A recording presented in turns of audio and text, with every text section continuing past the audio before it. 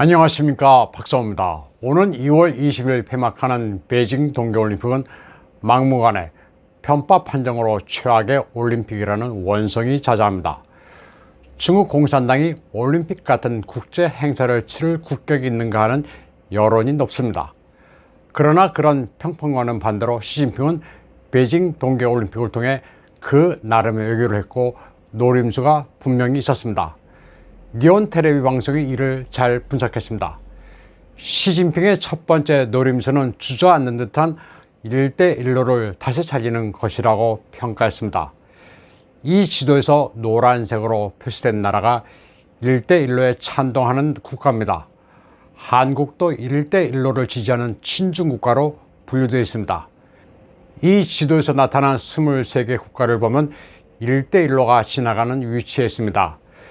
여기서 저에게 가려 안 보이는 남미의 아르헨티나도 노란색입니다.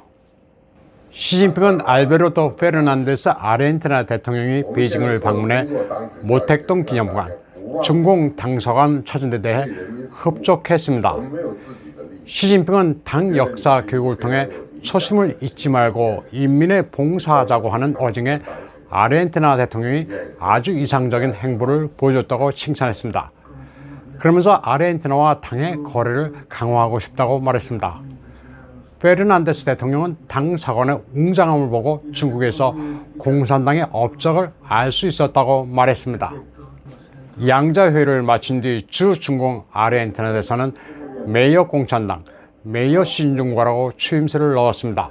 시진핑은 그 말 잘했어라고 아주 흡족했습니다. 남미의 농업, 자원 대국인 아르헨티나는 미국의 뒷마당에 해당합니다. 중공은 아르헨티나의 1대1로를 확장하기로 했습니다. 베이징 올림픽 사이드라인에서 열린 양국 간 회의에서 시진핑은 아르헨티나의 1대1로 차원에서 23억 달러를 투자하기로 약속했습니다. 알베르토 대통령이 베이징을 방문하기 전 중공은 아르헨티나의 원전 4기 건설에 참여하기로 했습니다.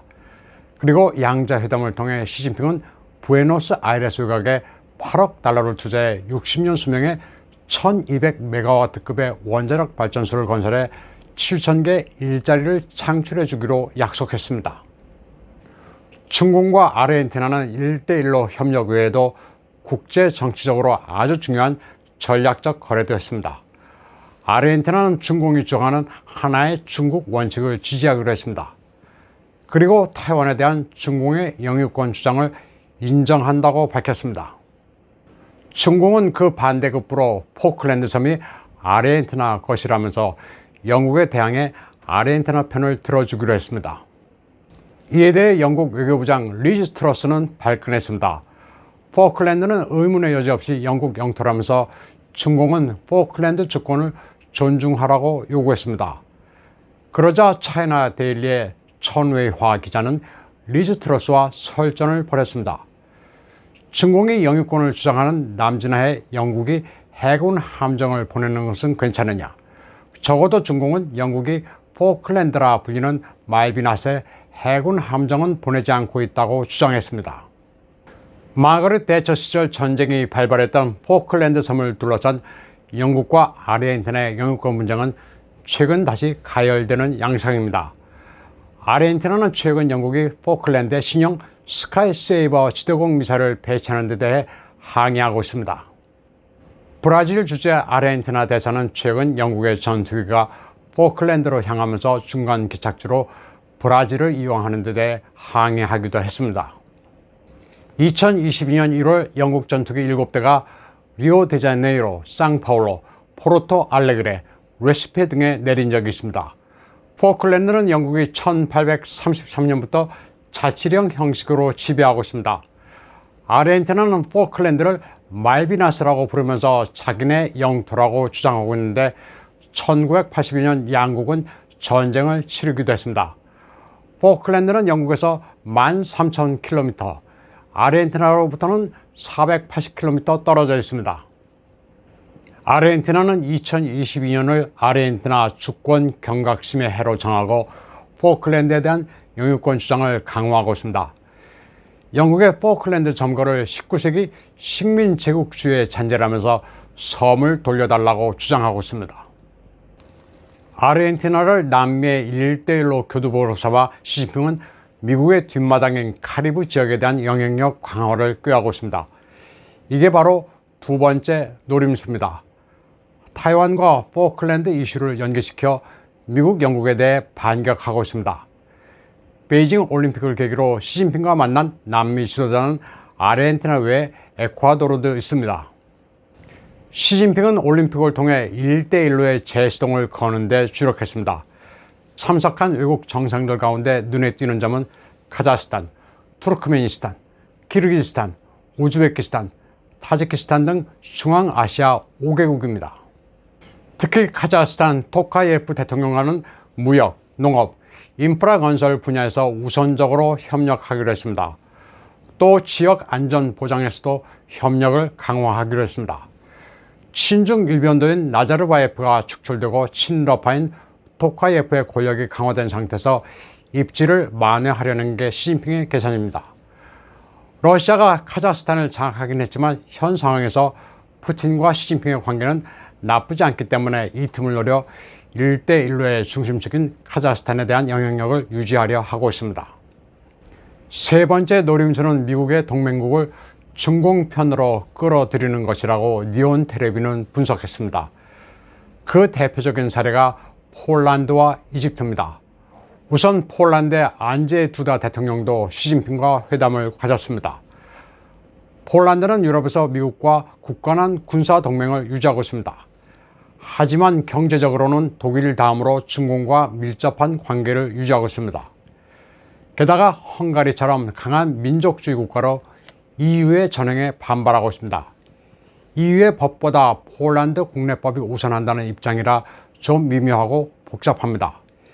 EU는 셈법이 나라별로 다르지만 표면적으로는 반중 입장입니다. 그런 EU, 나토 회원국인 폴란드의 안제이 두다 대통령이 시진핑을 만난 것은 일단 미국 동맹국의 시선이 중공에도 걸쳐 있다는 의미입니다. 또 이집트도 기본적으로는 친미 국가로 미국의 중동 전략에서 불가결한 나라입니다. 이집트는 그런 한편으로 중국과도 인프라 건설 면에서 아주 친한 나라입니다. 베이징 동계올림픽을 계기로 시진핑은 미국의 허를 찌르는 국제지정학적 한수를 뒀다는 차원에서는 나름 소기의 성과를 거뒀습니다. 러시아가 벨라루시아와의 연합훈련을 마쳤다면서 우크라이나 국경 가까이에 배치했던 중병력을 철수하기 시작했습니다. 전진 배치했던 기갑부대 등은 원주둔지로 돌아간다고 러시아 국방부가 공식 발표했습니다. 우크라이나 북부와 서부에서는 병력을 철수시키는 반면 우크라이나 동부로는 병력을 증강하는 철군과 출병을 동시에 하는 움직임을 보이고 있습니다. 푸틴은 독일 숄츠와의 회담 직후 돈바스 지역에서 대량 학살이 벌어지고 있다고 말했습니다. 돈바스에 거주하는 러시아계 국민들을 보호하겠다는 의지를 피력한 겁니다. 종합적으로 보면 미국이 16일이 러시아군의 침공일이라고 떠든 게 무색하게 됐습니다. 전쟁이 그런 식으로 나는 경우는 역사적으로 없습니다. 미국이 전쟁 난다고 예측한 날 러시아가 침공을 단행한다는 것은 코미디입니다. 그리고 2월 16일은 해빙기가 시작돼 러시아군 전차가 기동하기 힘들다는 논리도 상식에 맞지 않습니다. 눈길이 진흙탕으로 변하는 것은 사실이지만 전차가 움직이는 데 지장이 있는 것은 우크라이나, 서방 측도 마찬가지입니다. 러시아의 푸틴 대통령은 독일 숄츠 총리와의 회담 후 공동 기자회견을 갖고 러시아는 여전히 우크라이나 침공 의사가 없다고 거듭 밝혔습니다. 전쟁 위험을 묻는 기자의 질문에 대해서는 우크라이나와 관련해 전쟁이 발생하는 것은 상상하기 힘들다. 전쟁을 원하지 않는다고 말했습니다. 그러면서 지금까지 유럽에서의 전쟁은 서구가 저지른 것뿐이라면서 나토의 유고 베오그라드 공습을 들었습니다.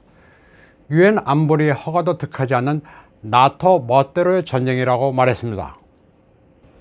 독일 숄츠 총리는 일부 러시아군의 철군은 좋은 신호라고 평가하면서 외교적 노력이 계속될 것이라고 말했습니다. 독일은 우크라이나 편을 들어 러시아와 싸울 의사가 없습니다. 푸틴은 숄츠에게 노르트 스트림 2의 재가동을 촉구했습니다. 독일로서는 조급합니다. 이제 유가가 배럴당 120달러까지 치솟을 거라는 전망과 함께 러시아로부터 공급받는 천연가스도 부족해 내정이 곤란하기 때문입니다. 이제 하나만은 분명해졌습니다. 미국이 떠드는 시점과 방식과 같은 전쟁은 나지 않는다는 사실입니다. 내일이라도 전쟁이 난다면서 일촉즉발 한국식으로 난리 났다는 식의 제목을 다는 선정적인 미디어 보도 역시 모두 믿을만하지 않다는 것도 증명됐습니다. 오늘 방송은 여기까지 하겠습니다. 시청해주신 여러분 감사합니다.